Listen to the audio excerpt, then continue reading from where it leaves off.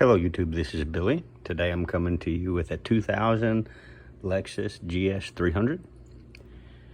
Upon inspection, I felt something weird in the steering, so I jacked up one side at a time, and by pushing and pulling on the top and bottom of the tire to try to rock it, and also from left to right to try to rock it.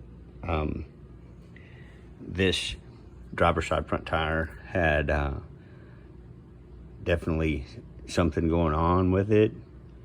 The passenger side front tire felt normal. The driver's side one had some wiggle to it that shouldn't be there. Upon inspection, down here underneath the lower ball joint, that would be it right there in the center of the screen. Yeah, the lower ball joint looked like it definitely got too much play going on with it. So I've ordered the new replacement ball joints, and so that's what I'm trying to get taken care of today. The first thing I'm going to do, while the vehicle's still just right here on the ground, I'm going to go ahead and get these lug nuts loose. And then after I've got them loose a little bit, then I'll jack the car up and remove the lug nuts the rest of the way and set the tire aside. And I will be using jack stands and stuff to try to be safe about this. Okay, so now I've got the wheel setting off under the car. I've got a couple jack stands under there, still got the floor jack under the main frame. And so far all I've got is the tire off and out of the way. Back there on the back wheel, I put some board to kind of chuck the wheel to try to keep the car from rolling forward or back. In any event, well, now I'm about to get in the vehicle and start it up and turn the wheel all the way left, come out and look and see if it looks like I've got more room to work, either turned all the way left or turned all the way right. So that's where I'm at now, just trying to figure out if all the way left looks more easier to work on or work with, or all the way right looks easier to work on. So that's where I'm at now. Okay, after looking at it both all the way left and all the way right, I think it might be a little easier, just more in a straight position. So I'm going to get this caliper removed, the two bolts back here that hold the caliper on. You've got one right here, and then you've got one a little further down right here. Get those two bolts removed, and then I will pick this up off of the rotor. And I've got some zip ties, and I'm gonna go ahead and put me some zip ties up here around the spring. That way, whenever I do get this loose, and I'll go ahead and get a zip tie looped around this. Then I'll use a third zip tie to connect the two zip ties. That way the brake caliper is hanging up over here out of the way. So that's where I'm at now. Up here on this spring, I'll put a zip tie. Down here on the caliper, I've got a zip tie. That way I'm a step ahead of the game. Whenever I get these two bolts out, I can hold this close enough to this other zip tie and use a third zip tie going through the two zip ties to connect them, so that that caliper will hang up here out of the way. And the socket to remove the calipers is 17. And let's see if I can get a better view for you guys on the bolts. You got one, so I'm just going right here. There's one right here, close to the top here. You can't pretty hard to miss that one. It's just right here.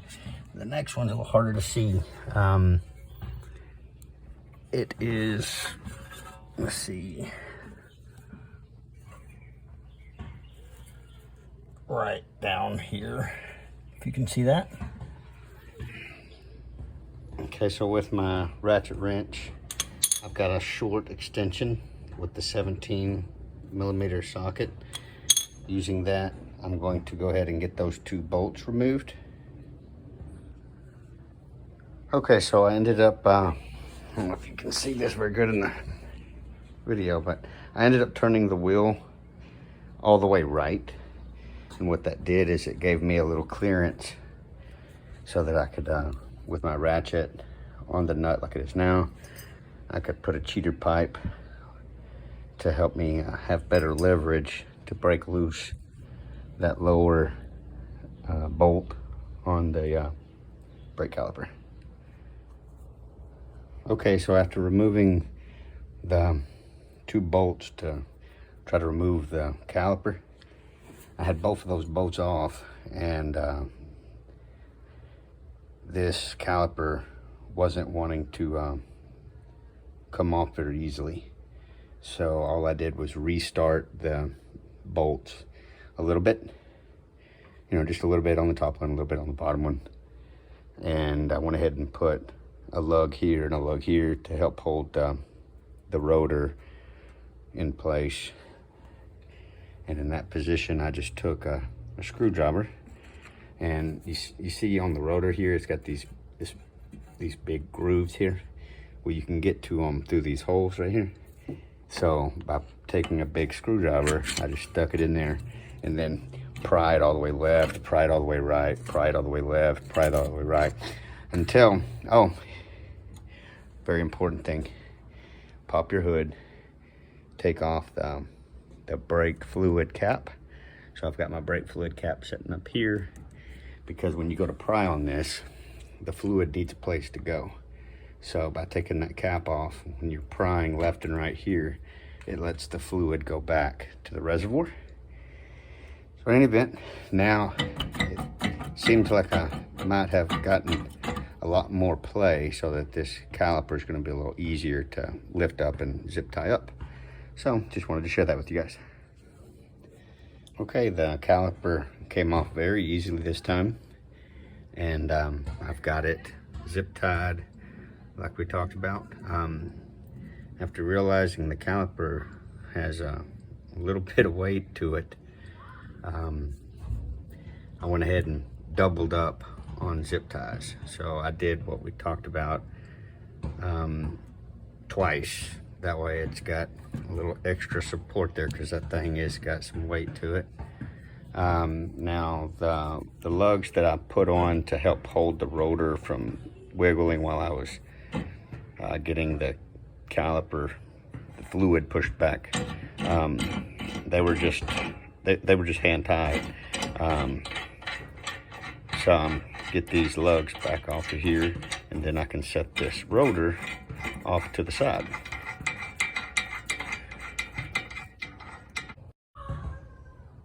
Okay, so now the rotor is set off to the side. I've just got it sitting over here. My next step is going to be getting this tie rod broke free, separated from the ball joint bracket that I'm trying to replace. So that's where I'm at now, is get this Carter pin out, get this nut removed, get the 2 separated. And I'm probably going to just have it kind of out, you know, just still right there, just maybe a little out of the way. In any event, I got to get it separated from the ball joint bracket. So that's where I'm at. Okay, so getting my needle nose pliers and straightening where the Carter pin is bent back. All I'm doing is straightening them back out so that I can push it back out of there. Okay, I got the Carter pin off and set over to the side. It didn't take very much effort, and I was able to get the nut to turn. So now I'm just removing the nut.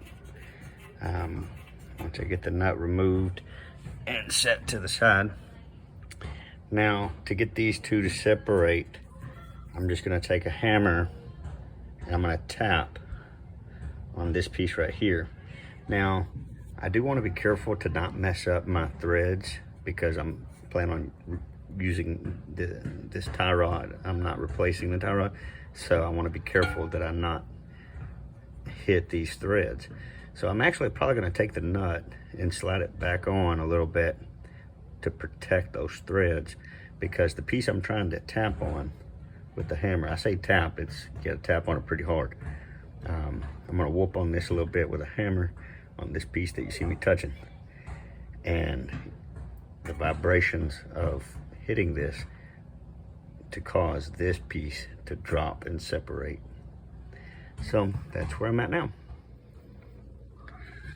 Okay, so I put, after getting them to separate, because right here's where it's connected, after getting them to separate, I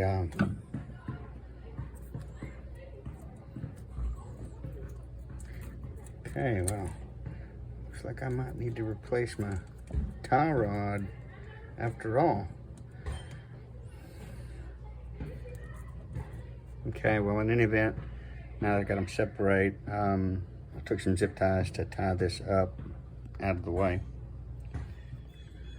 Okay, so now to try to get the cotter pin out of the actual lower ball joint, that would be the cotter pin right there.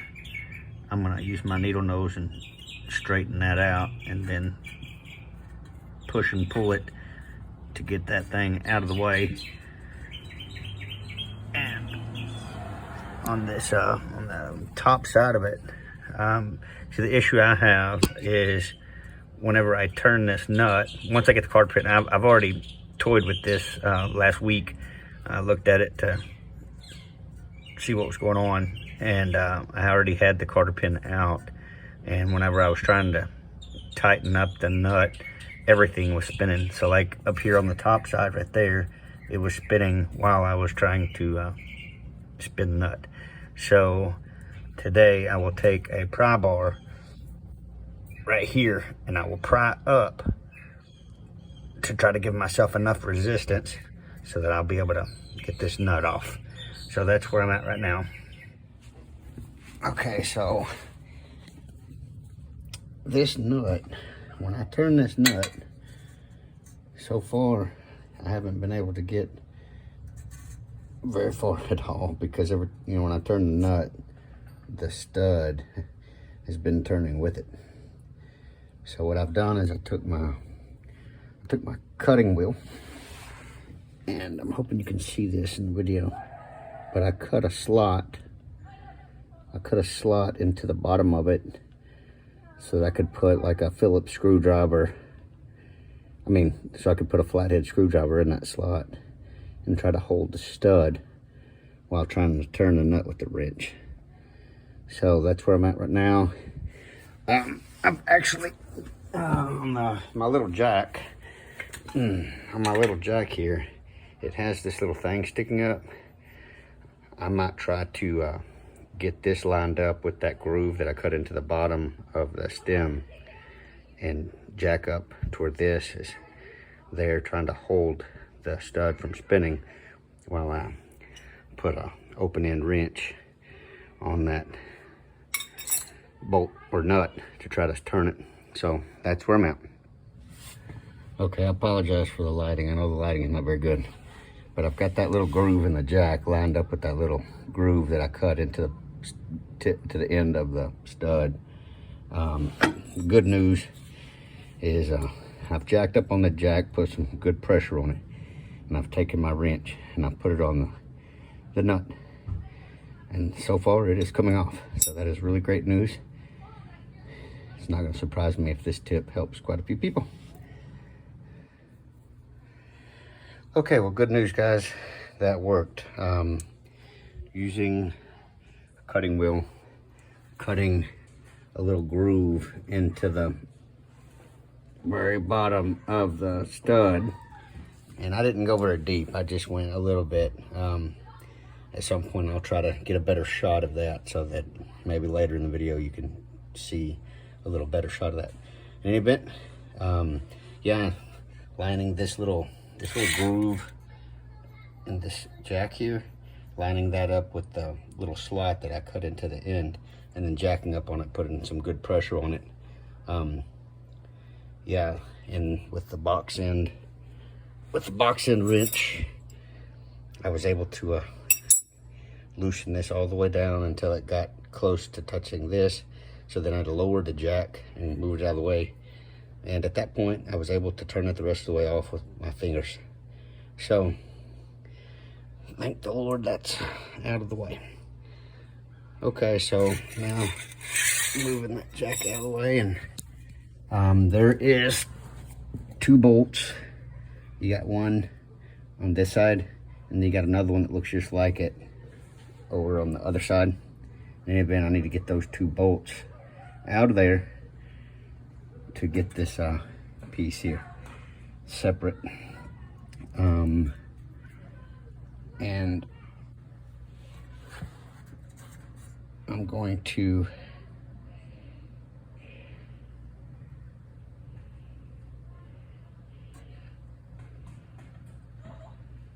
now that this is all out of the way, I think I might try to put a jack right here and jack up and see if it'll help me get this knuckle with the ball joint and everything.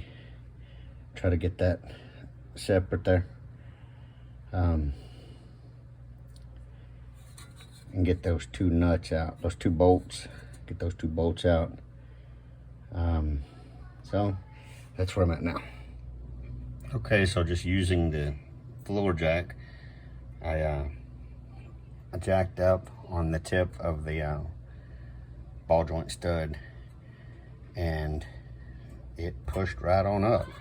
So this is actually up to where I can just pull this up, and I'm actually leaving it in this position because it gives me really good access to get this bolt out.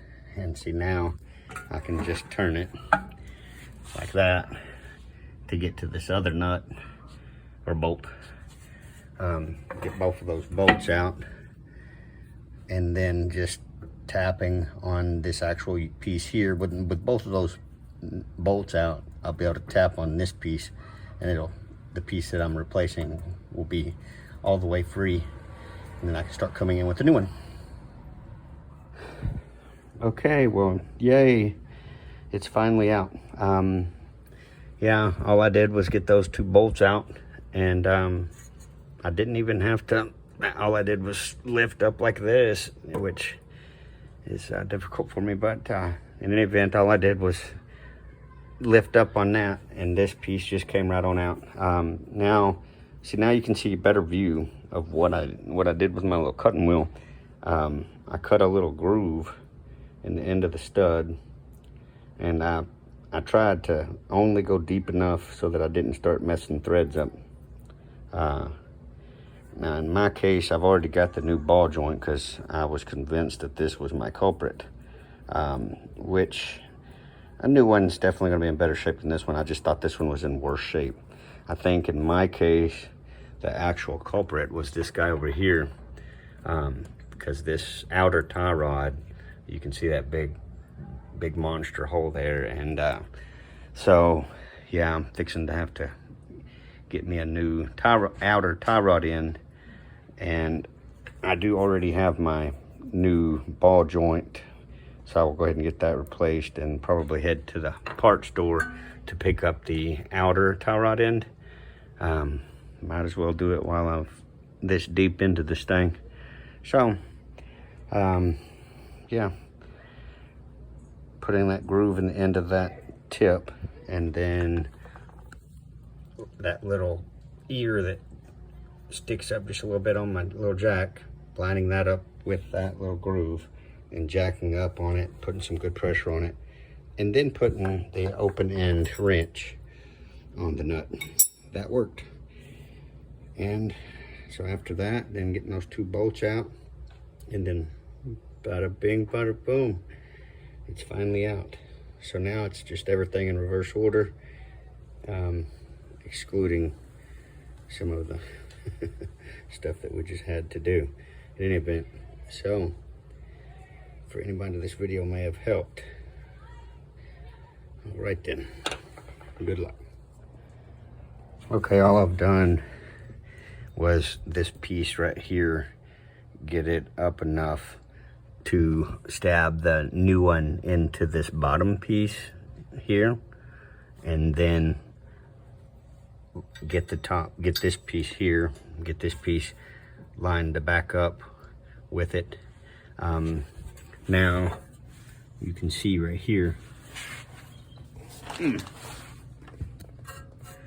So I got it lined in, and because I've got the jack still there, you know, it's preventing the stud from just dropping all the way down. But I was able to, with my hands, get both bolts back in as tight as I could with my hands. So now I'm gonna get that jack lowered out of the way and get the nut start going on that stud there. Get this jack lowered and out of the way and start getting that nut going on that guy there. That's where I'm at now. Okay, so using, let's see what size this is. This is a 21, so it's a 21 millimeter. Earlier I was using a 3/4 open box end wrench. Now I'm using a 21" millimeter. And I've got a little cheater pipe to put on my wrench to give me a little more torque, and got it nice and tight. And when you tighten it, you want to make sure that, I don't know if you can see that in the video, but the hole that receives the quarter pin, you want to make sure that you're able to get that quarter pin in. So now I'm ready to, I don't know if you can see it, but I've got it lined up. I've got it good and tight. And I did have to go a little tighter and a little tighter and a little tighter to get that that little hole to line up so that I could get the quarter pin in place, which we've got a brand new one in this little bag. I've also got a little grease fitting that come with the new one. So that's where I'm at now, is getting that quarter pin in. After getting that quarter pin in and bent down, I need to get my wrench on these two bolts. This bolt here, you can see it's still handy. Same thing with the other one on the other side. Need to get those tightened down good. Okay, so using the 17" using the 17 millimeter socket with the short extension, ratchet wrench, and a cheater pipe. The two bolts here and the one similar just on this other side over here. I got both of those good, nice and tight. Now the actual new ball joint come with a little grease fitting, and this little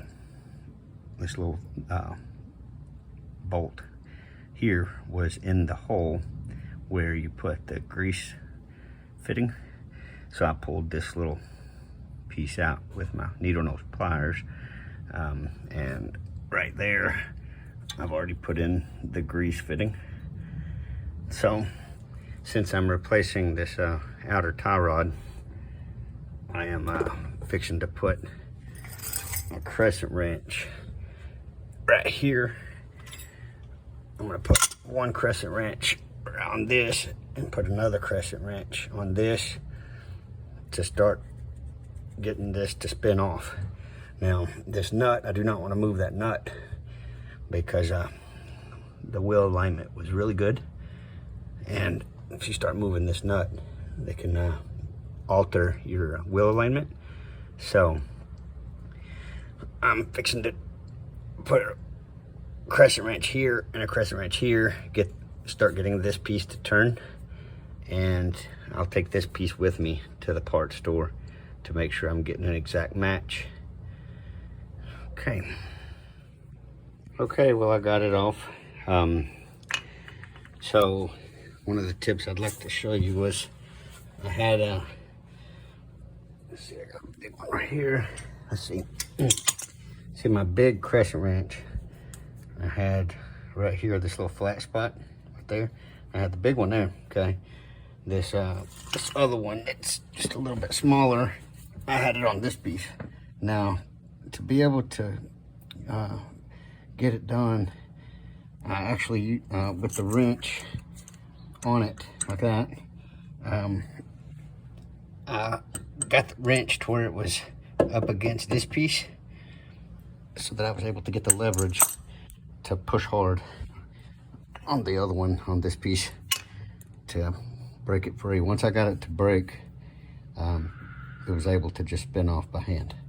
So in any event, so now I'm ready to take this piece with me to the parts store to get a new one of these. And yeah, this one is definitely needing to be replaced.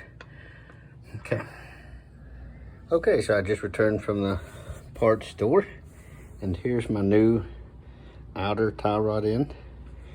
All I'm gonna do is, because I did not move this nut, so all I gotta do is run it up to that nut, put the wrenches back on, put one wrench here, and put one wrench back here where it's kind of square, and get them good and tight. And when you do that, you want to make sure you get it good and tight, because you don't want it to start turning and coming loose while you're driving. So that's what I'm about to do, is just spin this on and then put the wrenches on and get it good and tight, and then get this thing back together. Okay, so I got it on there and I got it good and tight. What I did is I got the bigger wrench. I got it back here on the back side, and I used the ground to keep it from, I had it against the ground like this to keep it from moving while I was tightening. And with the other wrench, I had it on here and got it super good and tight there, so it's not gonna come loose while I'm driving. So now I'm just gonna take off this little nut here, set it to the side, and it came with a new quarter pin. So now I can get this back in here.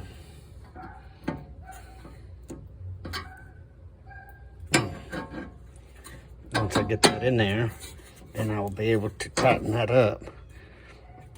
Okay, well, I gotta get that going. Okay, so I got that in there, and to help it make it a little easier, I was able to push pretty hard on the stud. You know, it's kind of like a ball joint inside there, so I was able to push that stud and get a better angle to get it to go in, and I've tightened it as tight as I can by hand. So now I'm gonna get my wrench on it, and tighten that down real good, and then put in my new quarter pin. That's where I'm at. Okay, so I got that good and tight and got the quarter pin in, got the quarter pin bent back. So now I'm ready to go ahead and get the brake caliper. First I gotta get my rotor, grab my rotor, get my rotor on there, and I will go ahead and put a couple of the lugs on there, just hand tight, so that the rotor is nice and firm, and then bring the brake caliper into place and get the bolts in on the brake caliper. That's where we're at. Okay, so trying to get my caliper to go into place, I was fighting it a little too much. Plus it makes it a little lighter to work with, separating this top piece of the caliper from the caliper bracket.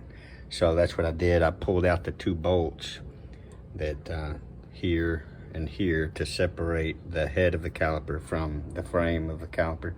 Got the caliper bracket bolted into place. I've got that good and tight. Got my brake pads put into place. With the brake pads, it's real easy to tell, because the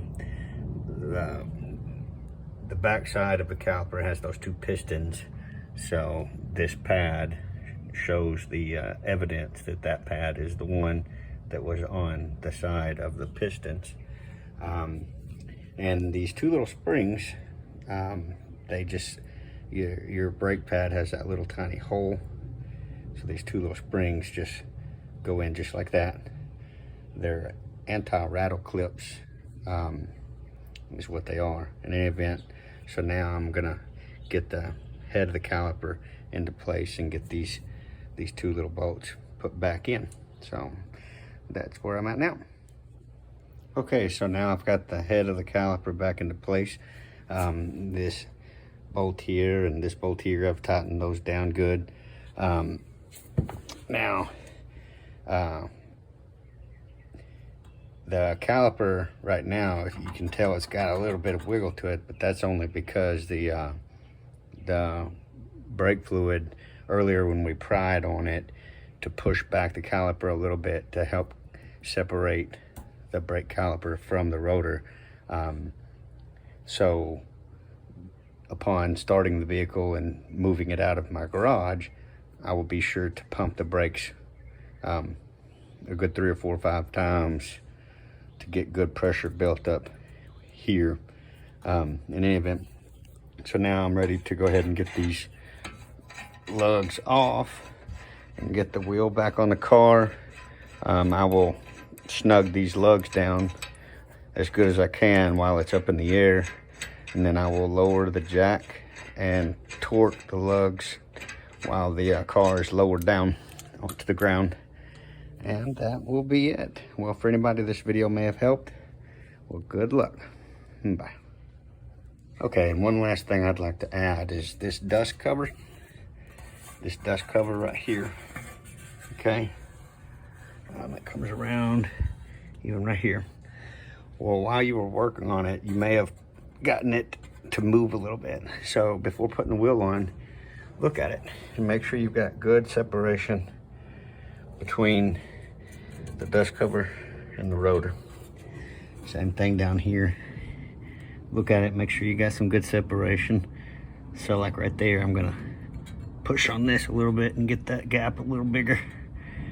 In any event, because if that dust cover got moved a little bit while he was working on it, it could be rubbing the rotor. And yeah, if you go to test drive the vehicle and it's making some crazy noise, don't be surprised if your dust cover got moved a little bit while you was working. So yeah, check out your dust cover, make sure it's got good clearance before you get your tire on and go for your first test drive. Well, good luck everybody. Bye. Okay, don't forget to get your cap back in place good. Pretty sure that covers it. So, well, for everybody, if this video may help, well, good luck. Bye. Okay, so just took it on a test drive, and the first test drive, I real quick could tell that the dust cover was rubbing. So I pulled back into the driveway and I compared the driver's side to the passenger side, and I could clearly tell that the driver's side was a lot closer to the actual wheel, and the passenger side had a lot bigger of space. So I just took a pry bar and pried it back out, and now it's test driving just fine. Well, good luck everybody. Bye.